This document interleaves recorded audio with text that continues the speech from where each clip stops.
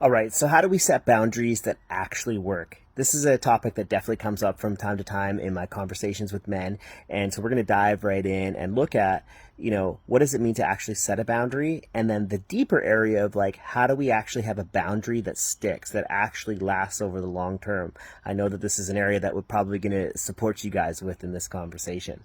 So the way that I really define a boundary is that it's a statement that we make or an individual makes that addresses where a behavior needs to stop or a behavior needs to change. So a behavior that needs to stop would be like, hey, I don't like how you're talking to me. I don't like how you belittle me. If that behavior continues, I'm going to end the conversation. We're stopping the behavior. A boundary where we're looking to shift a behavior would be something like, I'm here listening to you. I'm hearing what you have to say, but when you're listening to me, I don't feel like you're actually listening. I don't feel like you're paying attention to me. Unless we can basically have the conversation change where you're actually listening to me and you're hearing what I have to say, the conversation isn't going to work. So we're not ending the conversation, but we're shifting the conversation.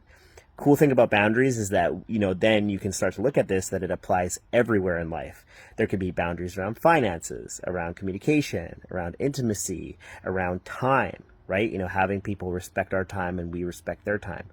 Always places that we can look at in terms of setting these boundaries. Now, clear on what a boundary is.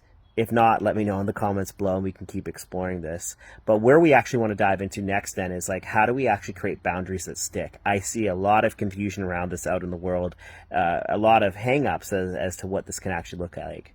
First thing I want to speak to is that we have to understand that when we are setting boundaries, that it is creating a behavioral change, and sometimes they're not always going to be adhered to. Even if there was an agreement, there might be a possibility that the agreement gets broken. And this is where a lot of people stop. They're like, well, my boundary was violated, so you don't respect my boundaries and we're never going to approach these again. Probably not the best way of going about it. How we actually want to do this is by creating agreements.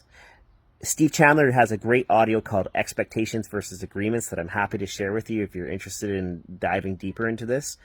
But really, again, if we look at how most people are setting boundaries, it's from this place of expectation. It's like, you do this, if you don't follow my expectations, well, then we're done. Boundaries been breached. There's nothing happening here anymore. If we want to start creating deeper relationships, we have to look at how do we create an agreement. And so what that means is like, hey, I feel like in our conversations, you belittle me, you disrespect me. I'm not going to put up with that behavior anymore. I'm going to end the conversation. And so the agreement there would be that, are you okay with me ending the conversation, if that occurs? And you want to be having these conversations, obviously not in the moment, trying to establish the boundary, in that moment of conflict, but doing it before, being preemptive about it. And this is the beauty of it, is where we actually look at starting to create agreements together. Okay, this is a boundary that I want to put into the relationship. How do you feel about that? Can we create an agreement around that? Looking at, our intimate partner or other, family members in our life. What are some of the boundaries that they have, and how can we actually support them to create agreements around that as well? It's fascinating when we start playing life from this place.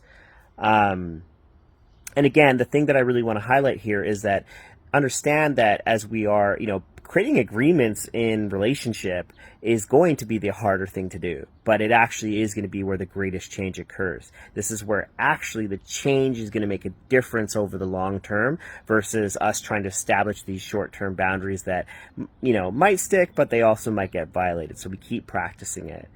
So let me know if you have any questions around this, any comments that you have, where are you trying to set boundaries in your own life? And if you're looking for that audio on expectations versus agreements, let me know in the comments below. Have a great day.